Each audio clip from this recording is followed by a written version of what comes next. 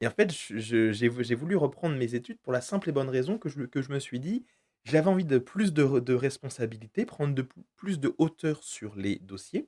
Du coup, j'ai fait donc le DSCG, toujours au sein de l'ENOS, et ça a été génial parce que finalement le DSCG, c'est, je trouve, il y a une sorte un peu d'accomplissement dans tout ce qu'on a vu auparavant avec le DCG. Ça veut dire qu'on va réduire le nombre de matières, on passe à 7 épreuves, alors qu'on en avait beaucoup plus en DCG, pardon, mais elles sont beaucoup plus condensées, elles sont beaucoup plus complètes. Et en fait, c'est la suite logique de ce qu'on a vu auparavant en DCG.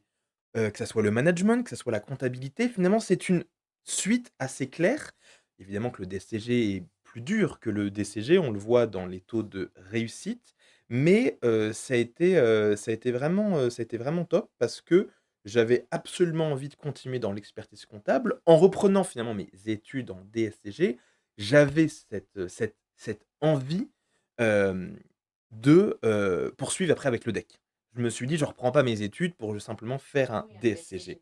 J'avais vraiment envie d'aller plus loin parce que finalement le métier d'expert comptable m'intéressait beaucoup, et l'ayant vu justement dans ce cabinet qu'il y avait une clientèle d'artisans, PME, TPE, ce qui m'a réellement plu dans le métier d'expert comptable, c'était la proximité qu'avait, pardon, l'expert comptable avec ses clients. Et c'est là où je me suis dit: «L'expert comptable est un chef d'entreprise qui justement a une réelle proximité avec ses clients», et ça m'a vraiment, vraiment intéressé, et c'est pour ça que j'ai voulu continuer jusqu'au DEC.